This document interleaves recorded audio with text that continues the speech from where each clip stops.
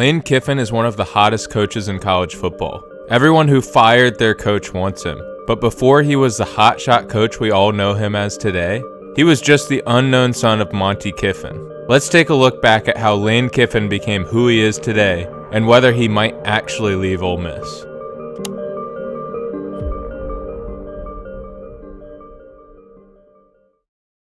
Growing up the son of Monty Kiffin meant moving all around the country to whatever team Monty was coaching, and spending tons of time on the field or in the locker room with the team. It was the perfect recipe to make someone fall in love with football at a young age, and that's exactly what happened with Lane. Not to mention the person he learned from was a true football genius. Monty Kiffin won a Super Bowl as the defensive coordinator for the Tampa Bay Buccaneers, but more impressive even than that was the fact that he invented the Tampa 2 defense. Lane Kiffin grew up to be a good football player. He played at Fresno State in college, but he was never quite good enough to find his way into the starting QB role, since he was stuck behind future number 1 pick David Carr. Fortunately for Lane, coaching was his true goal. After 3 seasons of being the backup quarterback, he became a grad assistant his senior year from 1997 to 1998. This was the moment when Kiffin's coaching career was born. From this point, Kiffin rose to the top in record-breaking speed. He went to Colorado State as a graduate assistant in 1999.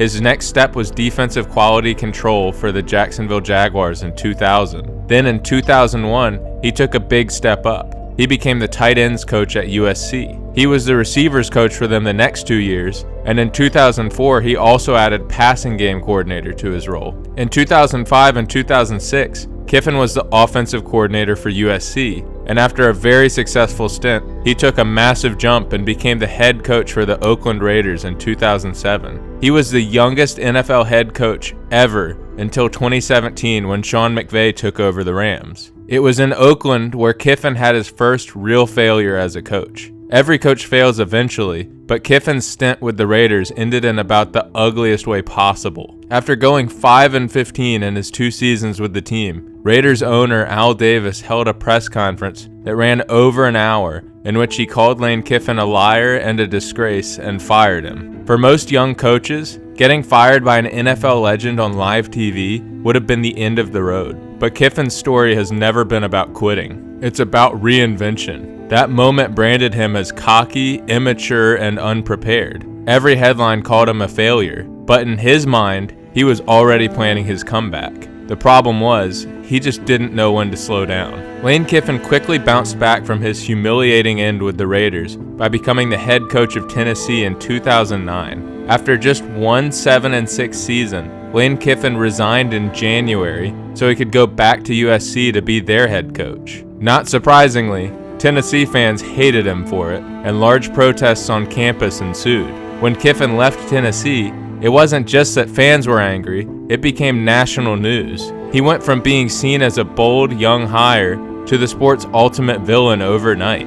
At USC, that reputation followed him. Every mistake was magnified, and every loss was another "I told you so" headline. For a while, it looked like the golden boy of college football had burned every bridge he'd ever built. After just 2 head coaching jobs, Kiffin had certainly made his mark, but it definitely wasn't in the way he wanted to. And beyond the failures on the football field, Kiffin had deeper issues. He didn't just leave Tennessee when he abruptly left for USC. His family also stayed behind. While his family did eventually join him in California, it still created the first crack in their relationship.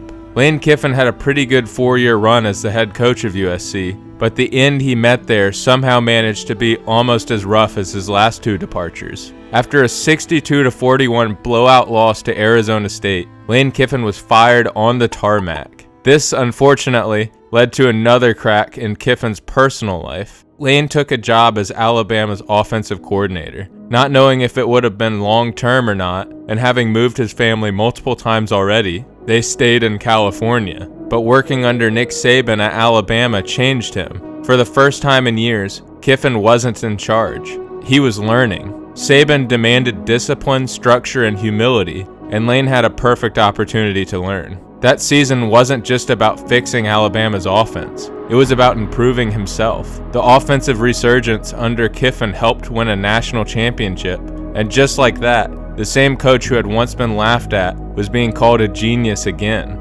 Unfortunately, the strain of living apart from his family, among other factors such as the time he had to dedicate to coaching, caused the couple to divorce. While his personal life might not seem significant to his football story, it does ultimately tie into who he is now. So after succeeding as offensive coordinator for Alabama, it was time for Kiffin to give being a head coach another try. His head coaching career could pretty much be described as failures and brutal lows. In 2017, a new leaf was turned over in Kiffin's career. Lane Kiffin became the head coach of Florida Atlantic, and in his time there, he was very successful. In 3 years, he went 11-3. He had one down year where he went 5-7, and then he finished with another 11-3 year. Lane did well enough to attract attention from bigger schools again and took an opportunity to be the next head coach at Ole Miss in 2020. The Rebels were lost, another SEC program stuck in mediocrity. Kiffin brought much-needed swagger and confidence to Ole Miss. His teams played fast, fearless, and fun,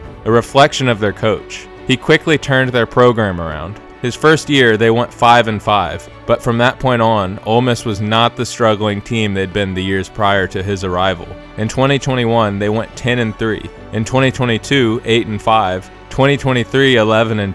2024, 10-3. And currently, they're doing really well again this year. Suddenly, Oxford has become one of the most exciting places in college football again. Fans who once doubted him are now wearing visors in the stands, copying his trademark look. So now to answer the question of whether Kiffin would leave or not. To better answer that question, we have to go back to Lane Kiffin's personal life. Over 4 years ago now, Lane Kiffin gave up drinking entirely, and in recent years he also got remarried to his ex-wife. All these changes came as the head coach of Ole Miss. He's clearly made a home in Mississippi, and he has plenty of reasons to stay at Ole Miss now. But are there reasons to leave that could also sway him? Lane Kiffin has made it clear that he does not make decisions based on money, and he has been offered plenty at Ole Miss anyway. I've never made a decision based off of money, nor will I. Money does not buy happiness, so I am never going to make a decision off of money.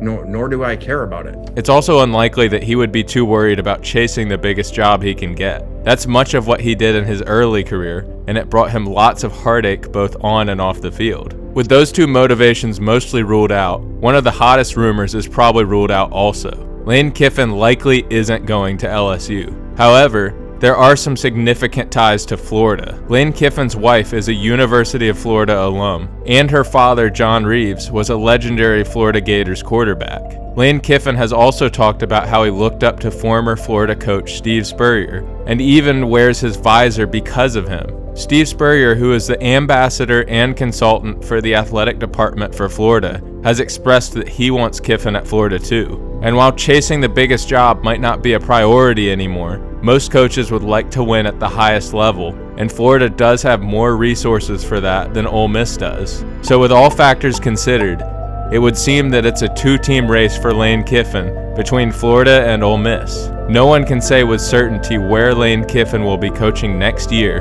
but one thing is certain. The longer Kiffin takes to sign the contract extension he was offered, the more it will appear he intends to leave. From the NFL to USC to Ole Miss, every stop has shaped him. But after a career built on chaos, Lane Kiffin might finally be at peace. Or maybe one last twist is still coming.